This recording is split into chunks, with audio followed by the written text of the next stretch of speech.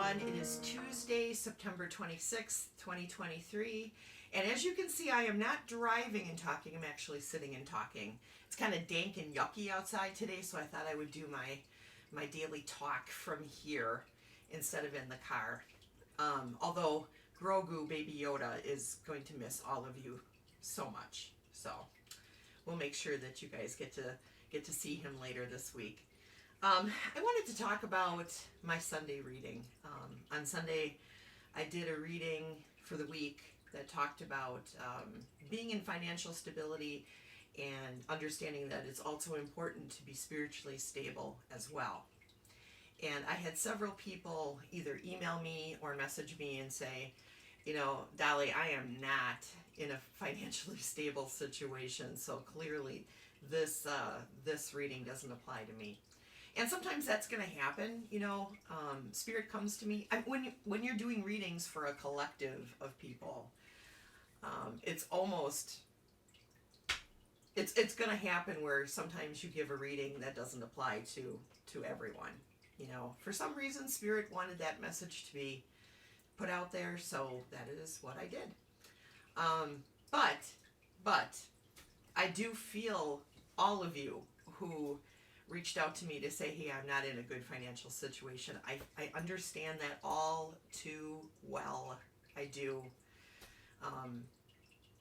I used to work for a company for 19 and a half years that I thought I was going to spend the entirety of my working career at, you know. And I was in upper level management, so I was making very good money, and my debt reflected that income, okay? Because I let my ego get the best of me. I was buying top-end clothes, I was driving top-end cars, I was shopping at top-end stores for groceries. I accumulated a lot of debt thinking, well, I've got this great job, I can pay off my credit card bill whenever, you know. And Rick was kind of living that way too. We both were overspending. And well, the rug got pulled out from underneath me when we lost our contract with the state of Wisconsin, and all of us got laid off. And yeah. So for a good 2 years, while I was looking for another job, because at the time that this happened, the economy was terrible. There were no jobs. Especially jobs that were at the money range that I was making, you know. And I needed to get back there because I had all this debt, right? I had all this debt. So for 2 years, I was seeking out a new job, you know, trying to find something that was comparable. Couldn't find anything. Started applying for jobs that were way less than what I was making. And I kept getting the call back, you know, we really liked you, but you're kind of overqualified for this job, and we don't feel like this would be a place that you would stay. And I mean, they were right. They're right. I mean, at that moment, I was just looking for anything, you know, just so that I could have some income coming in, because my unemployment had ran out, and we were about 2 weeks away from losing our house. So what ended up happening was we ended up putting all of the debt that we had on our house. We refinanced our house, put all that debt on the house, and the 15 years that we had paid into, we were more than halfway done paying off our house because we were making extra house payments per year. All that was kind of like thrown out the window, and our house payment went up to way more than what we were paying before. But we only had one bill, and I got a job making about $30,000 less than what I was making when I worked for Envirotest, and we were able to keep ourselves afloat. But we had to make a lot of sacrifices, and that was going to be my point. At that point in my life, my spiritual life and my material life were very out of whack, completely out of whack. I didn't have either one of those things to lean on. But it was through that dark night of the soul that I started down my spiritual journey.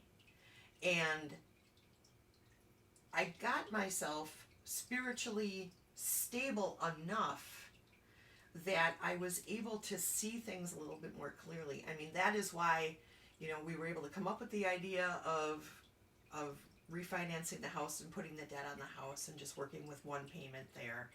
It was how I was able to network. It just opened up, like when my eyes were opened up to the spiritual things, I was able to see things clearly enough that I could see, hey, I got a whole network of people out there now that I can work with. All my ex-co-workers from EnviroTest are now working in places, right?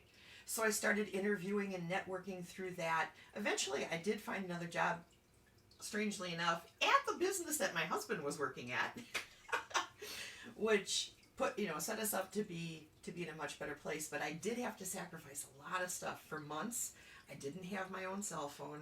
For months, I didn't have internet access. We didn't have cable. We stopped shopping at the name brand food store, and we started shopping at Aldi's and Save-A-Lot, which is a similar store to Aldi's. We didn't go on vacation. We didn't go to the movies. We didn't go out to dinner. We didn't do any of that. We put all of our funds into getting our debt down so that we could be financially secure again. And all the while this was going on, I was diving deeper and deeper and deeper into a different spiritual path than I grew up with. At that time, it was Buddhism, Zen Buddhism. And I can honestly say that the concepts that I learned from Zen Buddhism are things that I will be using for the rest of my life. And the biggest one was, we create our own reality. Our mind, everything is created by mind alone. Everything. How we view the world, how we view our actions, how we view other people's actions, how we view our current situation, all of that is created in the mind. And fear destroys everything. So I got this idea of boldly going forward without fear into everything that I did, wisely and with great intention, but boldly. And if I can say anything to all of you out there right now who are financially suffering from things, get your spiritual life right first. Get yourself spiritually on a good, solid path, and keep following that light. Keep following the light that you see once you start down your path, because it will lead you to bigger and better things. Now I'm back financially in a situation that is comfortable. I am spiritually better than I've ever been before in my life. And I owe all of that to that dark night of the soul that I went through with my finances. I owe all of it to that experience.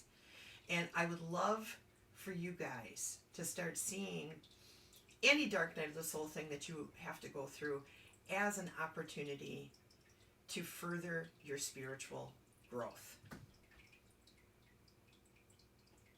And that's it. That's what I wanted to talk about today, you guys. Sometimes my spiritual readings are not going to fit your life. That's going to happen now and then, okay? But please know that I love you and that everything that I say comes from my heart. From my heart to you guys, okay?